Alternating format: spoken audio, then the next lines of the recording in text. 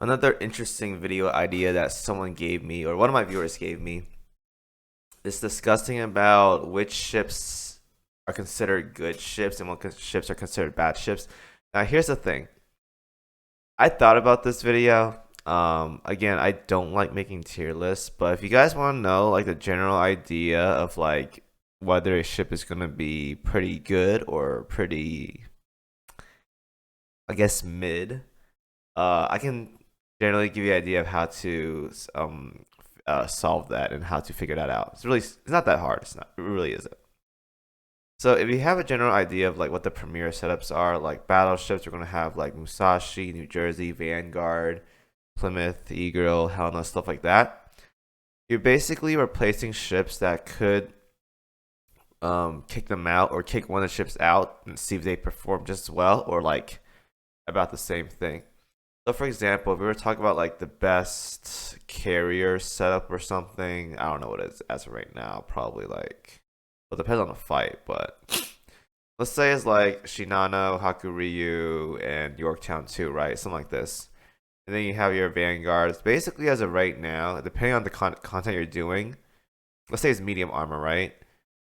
You gotta figure out who the weakest link is in the back line, considering what they offer as well too. Like for example, if Shinano does the least amount of damage, but she's a debuffer and a buffer for Hakuryu, you can't really kick her out. So in the case of the backline right here, if we were to do like medium armor content, the weakest link is probably going to be Yorktown 2 because she doesn't have any synergy with Hakuryu or Shinano. And you can't kick out Shinano because Hakuryu needs her. And Hakuryu can't get kicked out because she's getting buffed by Shinano. And she also offers some buffs as well too for damage amplification. So it has to be Yorktown 2. So when you find a ship that does as much, if not more, than Yorktown 2, that's pretty much how you're going to figure out which ship is going to be better than Yorktown 2, obviously. So that's one way to do it. Another way is to read the kits. Now, there are a lot of ways to determine whether a ship is good through kits, but I'll give you a general idea of how one is going to be really, really good. If you're a battleship nowadays, you have to have a self buff. If you aren't offering some kind of utility to the team, like your Vanguard, she has no self buffs, but she offers up to 18% of damage buffs for your backline for battleships, and 10% globally for like all your ships. You can't really kick her out. She's gonna be there forever because her buffs are way too good. Versus New Jersey, now she has armor break. She does offer something as well too. But for the most part though, she has to have that buff. Otherwise, there's gonna be some lacking damage there. So that's why you're gonna see ships like Vanguard do like probably 300k at best versus New Jersey, who's gonna do like maybe 500k on meta fights because she has that self buff. Not to mention really good barrage, but she has a self buff right here. So like for example, she has a 15% firepower right here, and she has a 10 more percent 10 more percent from I think down here. Yeah, 10% more. So 25% firepower added on top of this. So let's say for example, this is gonna be like I don't know 100 more firepower. That's a lot. That's a lot. That's like nearly a black shell right here. That's a lot. So when you compare a ship like New Jersey, who's probably working with 580 or so firepower, versus Vanguard, who's working with 446, that's about a 145 or 140 firepower difference. That's a lot.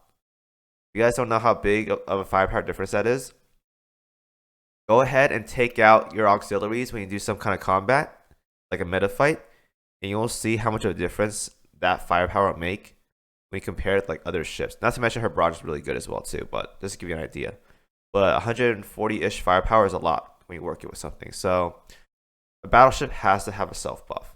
Same with carriers. They have to have a self aviation buff. Otherwise, they're working with a lot weaker damage compared to other big ships out there. Like if you have Shinano and Hakuryu together, they have a lot. They have 30% aviation buff, right? So 30% or 15% here, and then another 15% here. Shinano has 30% aviation buff. So on top of this right here, which is like 125 or 130-ish right here, That's like an extra steam catapult right there on top of whatever she has right here. Same with Hakuryu. Like they have an extra steam catapult with just their self buffs alone and Shinano's buff right here. So having like self buffs or like team buffs right here is really, really important. This also determines whether a ship is going to be good or not. So when you have Hakuryu and Shinano together, at this point, you kind of want to have either a ship that does a lot of raw damage to compensate for not having the buffs from Shinano, or just run another IJN plane. This is why you're gonna see a lot of setups with like Shinano Hakuryu as core and like a third flex slot. It could be whatever you want. It pretty much works out. Like you can honestly make like Taiho work out. You can make Katsuragi work out. You can make pretty much any carrier that's IGN that can work out because they have so many buffs. Especially when you have Shinano in the backline, that just makes it work out. Like Akagi could work. Well, you kind of have both of them together, but Katsuragi could work out. Okaku could work out. Taiho could work out. Akagi Moose could work out. Taiho Moose could work out. You have all these ships that do decent damage because you have these buffs from Hakuryu and Shinano that just makes it work out for pretty much any other ship. Now, I'm not saying these ships are going to be really, really good, but they work well because of these two being so much, they're pretty much core together. So that's why these two ships are really, really good. And other ships aren't that great because they do damage while giving buffs. Shokaku gives buffs, but her damage output isn't the best. So that's why she's kind of lacking there. So in this case, if you want to run another IGN carry, you can do that. Or you can just run like just another damage dealer. Like Enterprise is a really good damage dealer because she has double damage. Double damage is a lot in this game. So that just that just overrides the need of having buffs because double damage without self buffs that's a lot. That's a lot. You can, if you guys don't know how much Enterprise does, just test her out. Just like throw her somewhere. She does a lot of damage. So that's how you know if a ship's gonna be good or not. Whether they have like a double damage or they have like some kind of crazy buffs and offer something. That's how you know. So now I know there's a lot of ships nowadays that has like a self buff, like carriers, battleships. They all have some kind of self buff nowadays. Like we go down to like what's the most recent one that I'm aware of? Roma. Now she has a self buff in here, I'm sure. Like right here, 15% firepower and accuracy. This is base minimum nowadays. It has to be this. Now the reason why Roma isn't considered like a top tier battleship, we want to put her into like bossing stuff, is because when you do battleships, who is she competing with? Like Ulrich, FDG, Musashi, New Jersey, Vanguard. These ships right here, they all have self buffs and they have way more stats compared to Roma does. Now my UR battleships are ranked. Let's say like FDG, 484 firepower right here versus you go to Roma right here. This is 120 by the way. 426. Probably ringed in 125, maybe like 440, 445. So 40 firepower less. Not to mention, some of these other battleships have a lot more buffs, like New Jersey has 25%. I think Musashi has 15, but she has over 500 firepower, so. And a crazy good barrage, so that's also another thing as well, too. So that's why you're not going to see Roma in like bossing, like in the premier bossing setups, because she's lacking in other departments like barrage, damage, self buff, stuff right here. So that's why you're not gonna see her as much in bossing sets compared to like actual UR battleships. So in this game, it's safe to assume that URs are gonna be really, really good for the most part. As of right now, most of the UR gotcha ships are really, really good up until this point. So you're pretty much safe to just use them whenever you have them. It's pretty much safe to assume that every UR ship that is released as of right now for gacha, it's gonna be pretty good. It's gonna be pretty good. So that's just how backline works. And as for vanguards, if you guys aren't already aware, vanguards aren't gonna do as much damage if you're not doing like torpedo stuff. Now there are some exceptions like Plymouth who is absolute beasts that can buff as well too and survive and does a lot of damage. But for the most part though, vanguard is just there to just survive and buff the backline. If you guys aren't already aware, like games like Princess Connect, maybe Blue Archive, I just started recently, so I'm not really confident in my knowledge about that game. Most of the time, it's like 3 supports, 1 DPS, or like 2 DPS, 3 supports, stuff like that for setups. Same thing in this scenario. So if you were to run like the premier setup for like bossing for battleships, it's gonna be something like this. But battleships, let's do like Vanguard, Musashi, um, Jersey, uh, the girl here, Helena, and Plymouth Rice. It's gonna be something like this. When you have this setup, buffer, buffer, tank, which you really need a tank for Vanguards because if Vanguard sinks, then game's over. He has a little bit of armor break, so that also helps in the slow. So some kind of utility is nice to have, but for the most part, though, buffer, buffer, tank, something like this.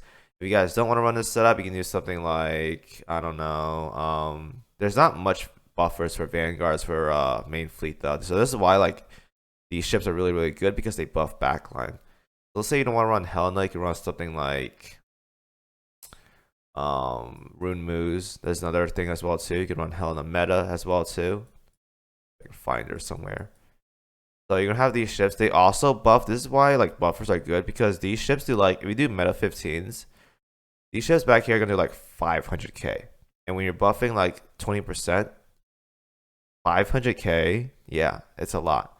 That's enough to make these ships relevant because they're buffing backline to make them do more damage.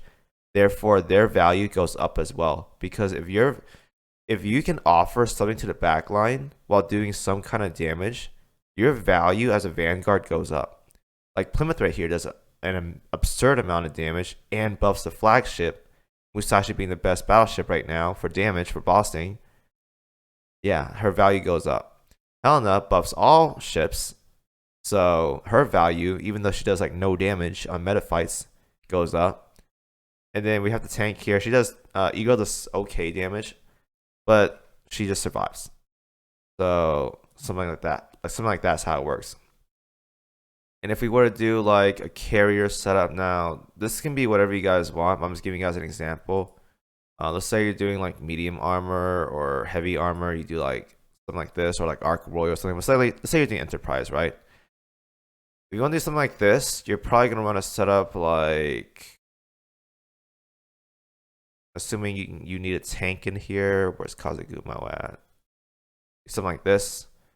Kazugumo buffs all this. Shinano gets buffed with the 3 IJN. Enterprise gets buffed by Kazugumo, Shinano, and Hakuryu, and Helena. You see how much synergy this has right here? Simply by just all these buffs stacking up. Buffer, buffer, buffer, DPS and buffers. Buffer, tank, damage dealer.